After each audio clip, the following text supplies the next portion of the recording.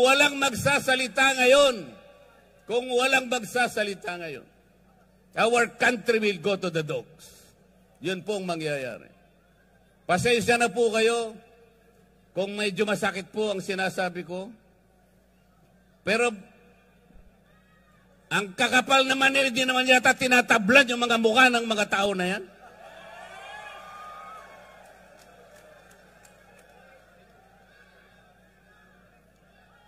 Tulungan niyo po kami.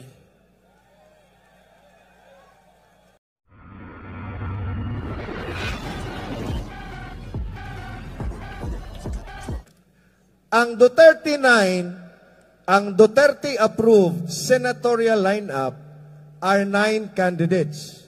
Okay? Of the 9 senatorial candidates, 6 of them are officially from PDP Laban. Incumbent Senators Bongo and Bato de la Rosa, Attorney Jimmy Bondoc, Attorney Raul Lambino, and Attorney J.V. Hinlo. In addition, at si Philip Salvador, no, yung premiadong aktor. So in addition to the 6, no, merong inendorso in his personal capacity si PRRD. One of them is Sagip Party List Congressman Rodante Marcoleta. Second is Pastor Apollo Kibuloy. And third is the only endorsed officially by Maisog, hakbang ng Maisog, Attorney Vic Rodriguez. And because all these candidates, no, are like-minded candidates na iisa lang ang hangarin at are in line with the Duterte brand of governance, no, they were officially adopted as the official lineup of PRRD. And the PDP Laban also came out with a statement, no, adopting officially the 3 candidates for senator. So ngayon, we now have a 9-man slate for the Senate. So kulang og tulo, no? So without further ado, we would like now to give the floor and the stage. Isa sa pinakamaisog at pinakamatapang na tumayo for our rights dyan sa House of Representatives. No other than Sagip Congressman Rodante Marcoleta. Senator Rodante Marcoleta. Magandang gabi po sa ating lahat. Gusto ko po kayong makasama ngayong gabi sapagkat alam ko kayong lahat na nandito ngayon ay matatapang. Yes. Kasi po, sa House of Representatives, konti na lang po yung matatapang doon. Kaya sana gusto ko silang imbitahin lahat dito para tumapang naman sila.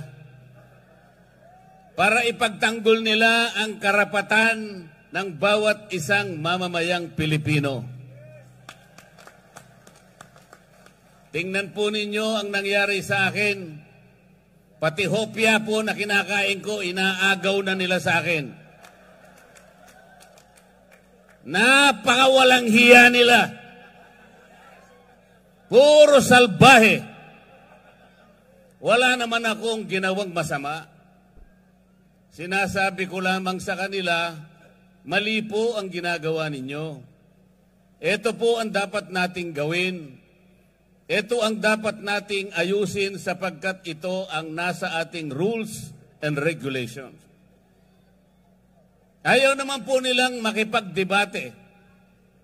Hindi naman sila siguro mananalo sa debate. Ginugulo na lamang nila ako. Puro panggugulo. Kaya sabi ko pupunta na lang ako sa Cebu.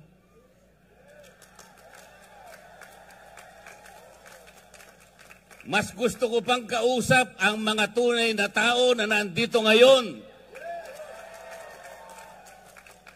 Sapagkat sila, alam nila ang problema ng ating bansa ngayon. Ang presyo po ng bilihin ngayon, lalong-lalo na po ang pagkain, masyado na pong mataas. Kawawa na po ang ating mga kababayan, lalo na po yung nasa panig ng mahihirap. Hindi po nakikita ngayon ang problema na yan. Kaya lalong lumubha ang kahirapan sa ating bansa dahil sa korupsyon. Lubog na po tayo sa korupsyon ngayon. Kaya humirap ang ating buhay.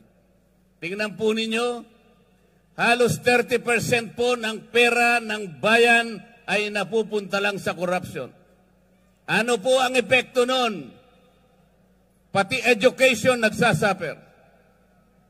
Pati public health nagsasuffer.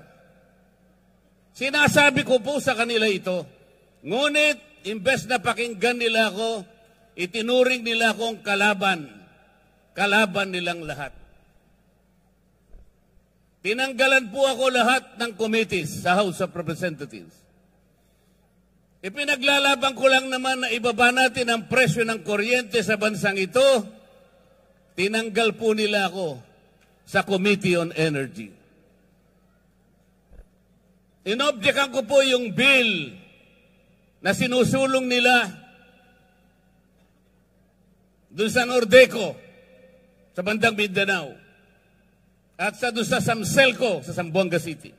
Ang sabi ko, pagka inapprove nyo ang bill na ito, lalong tataas ang presyo ng kuryente sa bahagi na yan ng Mindanao. Ayaw po nilang maniwala. Lahat po ng mga panukalang batas na ifinail ko na 10 bills, hindi po nadinig yun. Ayaw nila. Wala silang pakialam sa inyong kapakanan. Ang gusto nila siguro, tumaas ang kuryente sa ating bansa. Alam po ba ninyo kung ano yung pinapangunahing layunin ng batas sa kuryente? Ang sabi ng batas, let us ensure the delivery of affordable rates of electricity to every Filipino. Affordable.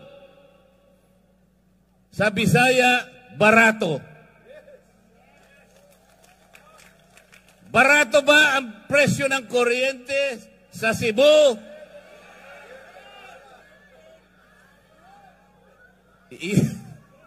Yung batas ng kuryente nagawa 24 years ago, 2001. The underlying objective is to bring down the prices of electricity in this country. It did not happen after 24 years. Bakit pa tayo gumawa ng batas kung yung pinakalayunin hindi naman natutupad? Tayo na po ngayon ang pinakamataas ang kuryente sa buong Asia. Yan po ang totoo. Kaya humirap na ng humirap ang ating buhay. Ako dahil ako'y nakikipaglaban sa karapatan at sa katwiran, wala na po akong committee ngayon. Pati po yung aking mga allowances tinanggal na rin po. Pati po yung aking membership sa Commission on Appointments tinanggal na rin po. Pati po yung mga pinadadaan sa akin na pantulong sa mga may sakit, yung mga guarantee letters na binigay namin, yung mga pondo namin sa ospital, biglang finraise po lahat. Gusto nilang parusahan si Dante Marcoleta. Hindi po ako ang napaparusahan, yung kababayan po nating may sakit na gusto nating tulungan. Ganito na po ang nangyayari sa House of Representatives.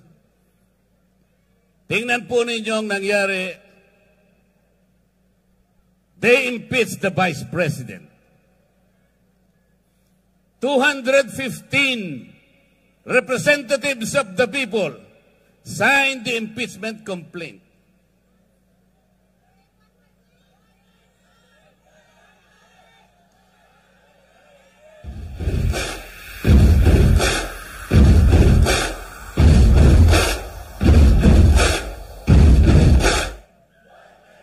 Walang basihan ang impeachment complaint. There is no basis for that. tinangka nilang usisain yung confidential funds daw ng Vice President. I asked them, okay, kung gusto ninyong umpisahan ang pag-iimbestiga ng confidential funds, bakit ito lamang opisina ng Vice President ang iniimbestiga ninyo? There are more than 400 offices and agencies of government which are recipients of confidential funds. And they too were notified by the Commission on Audit to submit some kind of requirements. I asked them, ipaliwanag nyo nga bakit in-isolate nyo? Why did you only target the office of the Vice President? Why? Wala po silang sinasagot sa akin. Ayaw nilang sumagot because they cannot explain.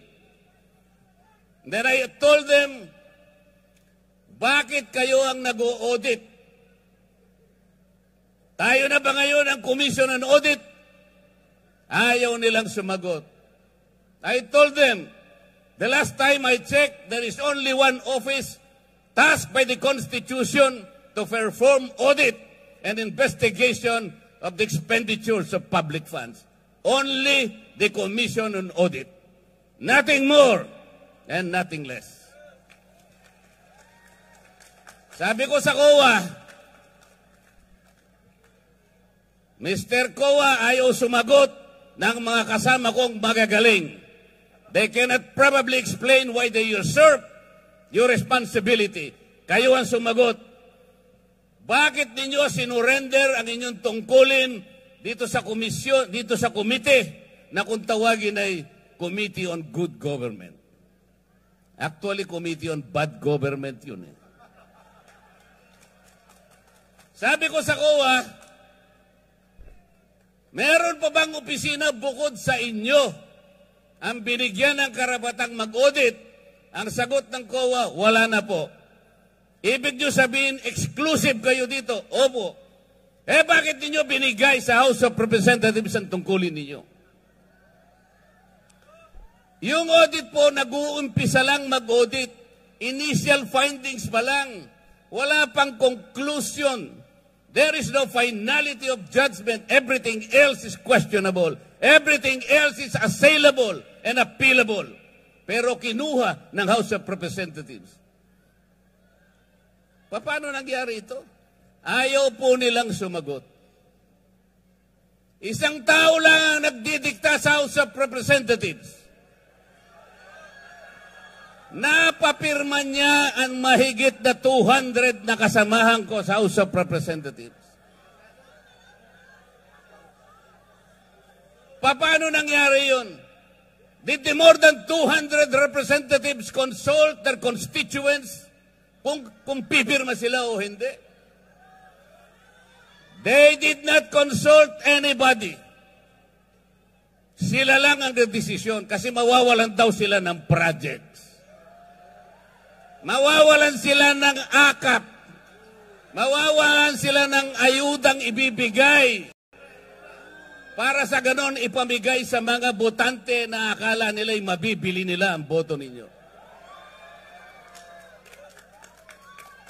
Sa mga matatapang na mamamayan ng Cebu, kung kaya po ninyong huwag tanggapin, huwag po ninyong tanggapin. Kung kaya po na huwag tanggapin, huwag tanggapin. Dahil ito lamang ang magsisilbing sampal sa kanilang mga mukha. Gusto kong sampalin ninyo ang kanilang mga mukha. Binibili nila kayo, iniinsulto nila kayo. This is not how to serve the people. Hindi ayuda ang gusto ng tao. Ang gusto ng tao, you provide the conditions to grow the economy, magkaroon sila ng trabaho, mabuhay sila ng marangal. Yun ang gusto ng tao. Yun ang gusto ng tao. About a month ago, a group of people converged in Luneta and elsewhere in the parts of this country, generating more than 4 million people in that peace rally. That was 1 month ago. Alam po ninyo yan. Ang pakiusap ng grupo na yon, magkaisa ang Pilipino, magkaroon ng kapayapaan para harapin natin ang malalaking hamon at problema ng ating bansa. Ipinakiusap sa rally na yon, huwag tayong mag-awak kakawatak-watak.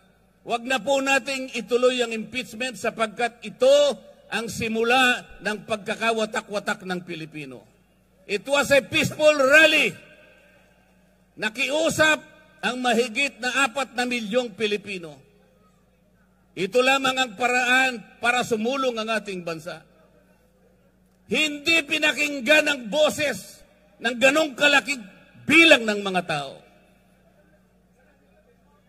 The Speaker of the House of Representatives defied the voice of the people. Vox Populi, Vox Dei.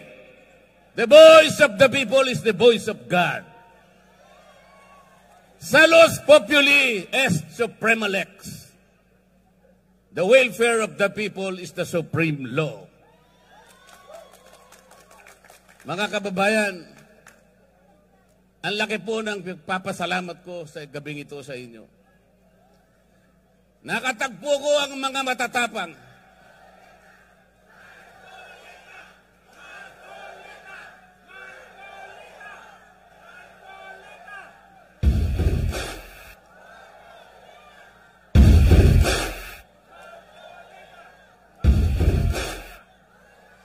Tonight, let us make a solemn vow.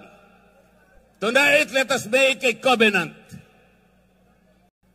Let us resist the temptation. Let us repel the vindictiveness of one man, the leader of the House of Representatives. He is responsible in weakening our institutions. Kinuha nila yung pera ng PDAP. Kinuha nila yung pera ng PDIC. Kinuha yung pera ng DBP. Kinuha ang pera ng PhilHealth. Kinuha lahat ang mga pera para ilagay sa project ng DPWH. Let us resist that. Let us say no. These people now gathered tonight have the capacity to do that. Let the terms of this covenant reach the shores of Tacloban City. To remind that man from Tacloban that he cannot lord over, that he cannot change the destiny of our people.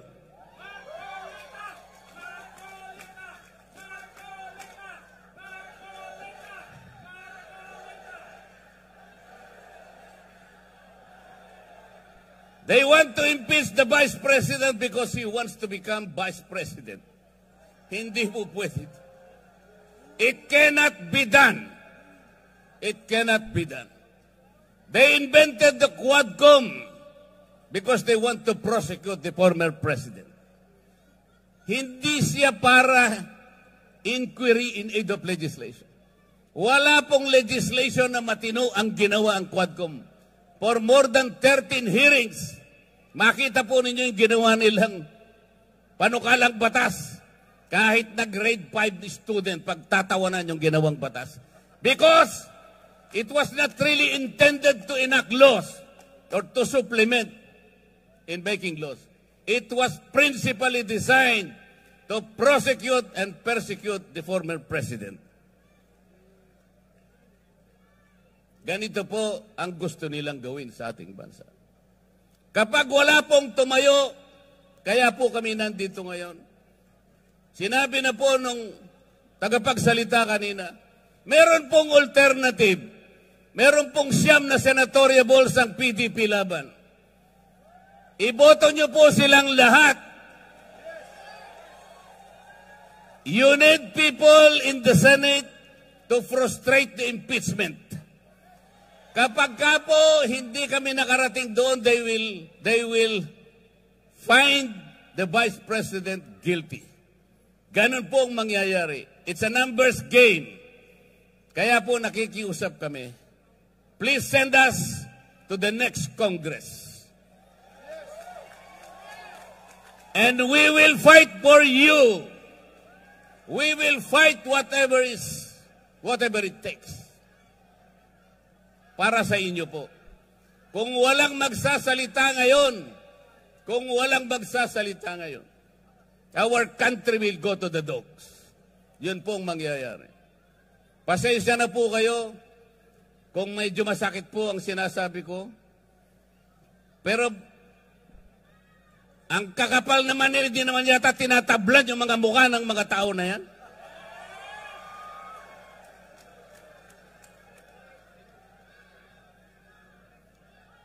Tulungan niyo po kami. At